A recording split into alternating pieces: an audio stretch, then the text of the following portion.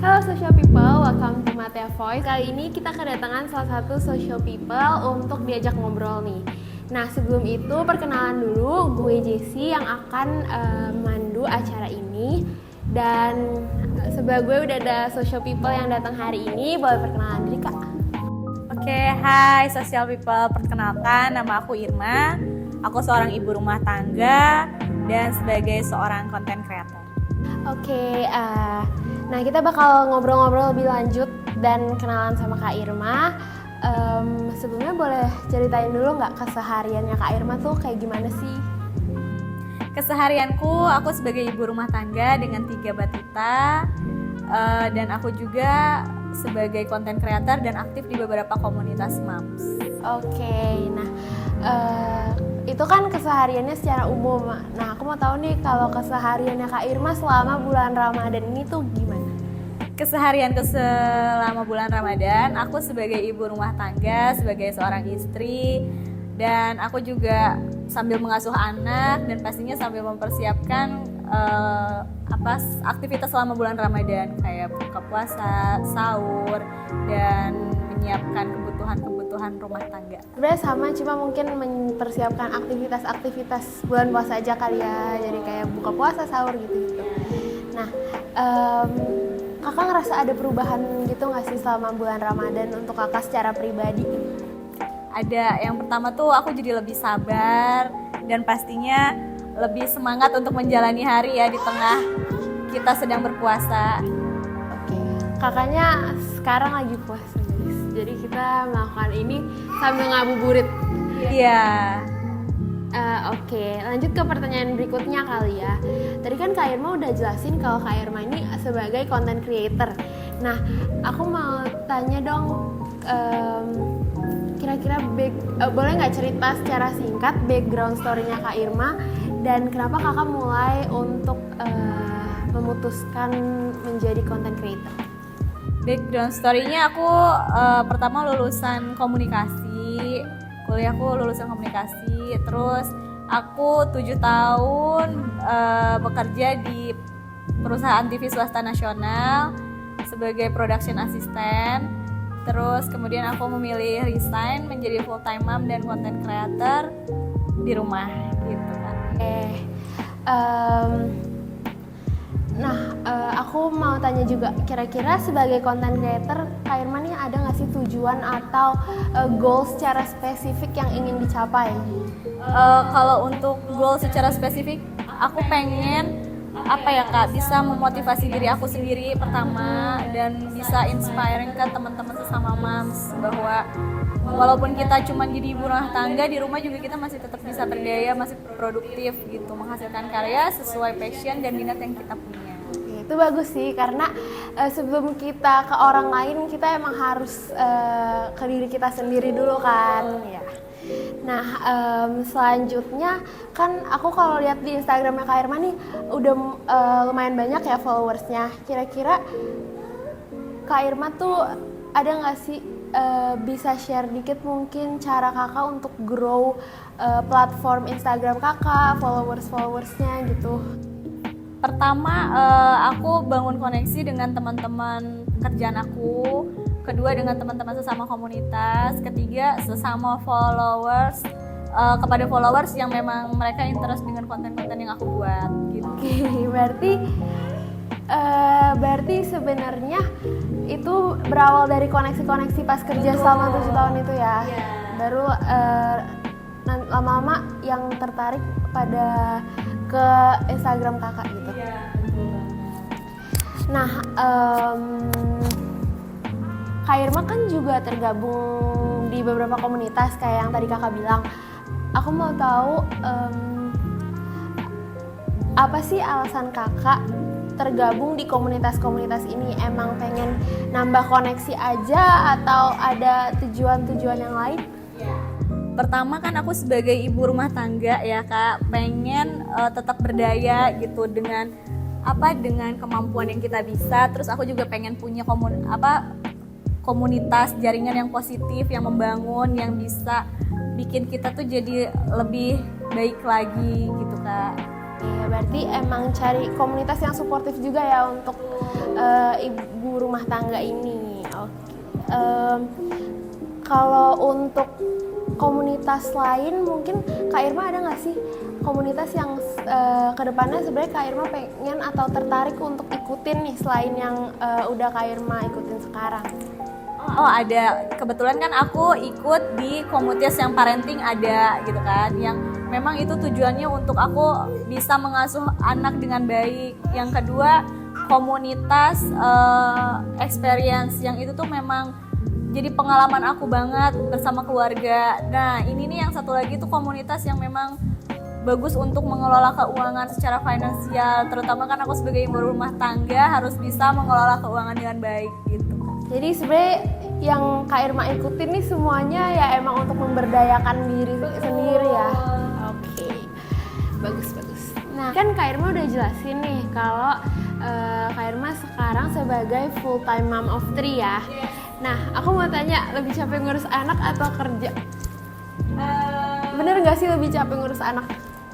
Kita kan dari mulai bangun sampai tidur lagi, ya dunia kita yang dihadapin ya itu aja gitu Kak, bersama anak. Sementara kalau yang aku rasain ketika aku masih bekerja, aku bisa ngurusin mereka, jadi waktu perpindahanku ke kantor gitu itu bisa disebut sebagai me time gitu, tanpa tetap sih kalau otak, hati dan pikiran tuh ke anak-anak, tapi paling tidak tuh kita bisa memberi jeda sendiri nih gitu, sampai akhirnya ntar tangki cinta kita udah full lagi, balik lagi ke rumah ya ketemu anak lagi gitu. Tapi balik lagi Kak, ketika kita di rumah tuh capeknya pun sebanding kok, balance kok dengan ketenangan kita, kayak ngelihat oh anak kita tuh kita yang pegang, anak kita yang ngasuh gitu Kak. Sebenarnya aku tahu sih dua-duanya kan pasti capek ya ngurus anak dan kerja. Nah gimana sih cara kakak mengatasi rasa lelah itu supaya tetap positif dan happy gitu dalam menjalani keseharian kakak? Jadi kalau di agama aku tuh biarkan lelah itu menjadi lilah. Iya jadi aku niatkan aja semuanya itu buat ibadah Kak. Jadi biar lelah nanti lelah itu terbayarkan dengan pahala gitu. Jadi ikhlas ya jalannya. Oke, nah seperti yang kita tahu juga kan di bulan Maret yang lalu kita lagi merayakan tentang perempuan, dan di bulan ini juga ada Hari Kartini yang ya kira-kira kita juga tujuannya untuk emansipasi wanita gitu ya. Nah mungkin bisa cerita singkat dari pengalaman Kak Irma, ada nggak sih pengalaman kakak secara pribadi tentang tantangan yang dialami mungkin sebagai perempuan, mungkin tentang keputusan-keputusan yang kakak ambil gitu? Pastinya setiap keputusan itu pasti ada struggle-nya ya Kak ya. Nah gimana caranya kita fokus ke solusi kalau aku Kak. Jadi setiap tantangan itu pasti ada tantangannya, dan aku tuh selalu fokus ke solusi, karena kalau kita terpatok ke tantangan terus kayaknya akan stuck di situ aja, nggak akan maju. Nah betul, untuk emansipasi wanita sendiri alhamdulillah dari keluarga ataupun dari suami support untuk aku melakukan apa yang bisa aku bisa selama itu positif, bermanfaat dan bisa inspiring gitu Kak. Kita kakak ada nggak sih tips-tips yang bisa dibagiin untuk mengelola waktu kakak dengan baik, mengingat kakak kan sekarang kesibukannya banyak, ngurusin 3 anak dan juga tetap bikin konten. Tipsnya biasanya aku udah ini Kak, kalau malam tuh udah aku siapin besok mau tag apa, terus harus seperti apa, walaupun kenyataannya ya memang tidak bisa diprediksi. Iya Kak, kadang begini, beda ketika kita masih single gitu. Ketika dengan sudah ada anak, ya kita harus menjaga moodnya anak, kondisi anak gitu, terus kondisi rumah, pekerjaan. Jadi lebih ke apa ya, kitanya harus mindful, bikin list yang sekiranya ini harus bisa nih, ini cepet nih, kapan nih gitu untuk ngambilnya. Jadi bikin planning, sebenarnya di planning cuma menyesuaikan juga gitu ya. Tapi tetap harus satset karena kalau sudah terbiasa. Kalau ada brand juga harus diturutin kan ya deadline-nya. Gitu. Oke. kan ada yang nonton seorang ibu muda juga yang mungkin lagi struggle dengan pikiran-pikiran dia mau mulai kayak kakak. Gimana sih tips-tipsnya untuk mulai konten untuk tetap kerja dari rumah walaupun jadi full time mom? Pertama jangan ragu ya, kedua jalanin aja, coba gitu. Bahkan mungkin dari yang coba-coba itu malah jadi jadi berhasil gitu kan. Terus jangan cuma niat, ya udah coba lakuin gitu. Terlepas bagus enggaknya, untuk konten itu nggak ada bagus atau enggak sih, nggak sih. Kadang yang kata kita bikin asal-asalan malah justru jadi banyak yang interest gitu. Selama itu ya positif gitu, bisa memberikan nilai yang positif. Sama aku mau tanya, ada nggak sih tantangan atau apa sih suka dukanya jadi full time mom dan jadi content creator sekaligus?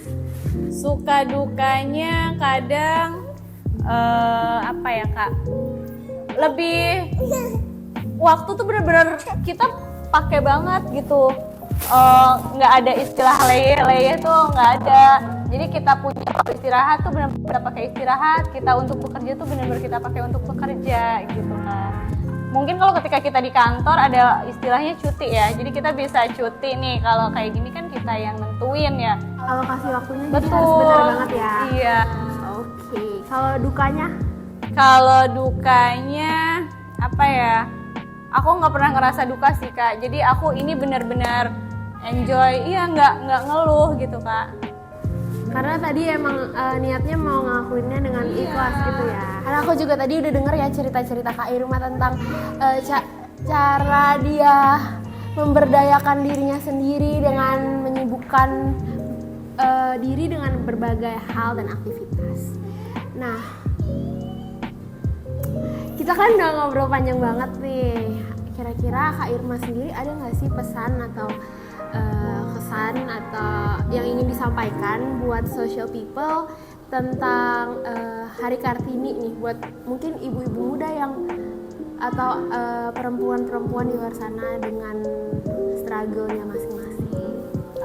Tetap semangat, tetap jalanin apa yang kita bisa, karena apapun itu akan ada tangan Tuhan kok yang bekerja gitu. Jadi tetap lakuin aja, semoga apa yang kita lakuin itu suatu saat bisa kita petik buah gitu. Entah itu buat diri sendiri ataupun nantinya buat orang lain. Oke, jadi tadi kita udah ngobrol banyak nih sama Kak Irma tentang kesehariannya dia, tentang role-nya sebagai ibu dan sebagai content creator, juga harapan-harapannya untuk Kartini-Kartini muda di luar sana. Jadi aku mau bilang terima kasih banyak buat Kak Irma yang udah sempetin waktunya untuk datang ke sini dengan membawa 3 anak loh. Behind the scene-nya keren. Oke. Juga thank you buat social people yang udah nonton. Ditunggu di Matea Social Space dan ditunggu juga Matea Voice volume berikutnya. See you.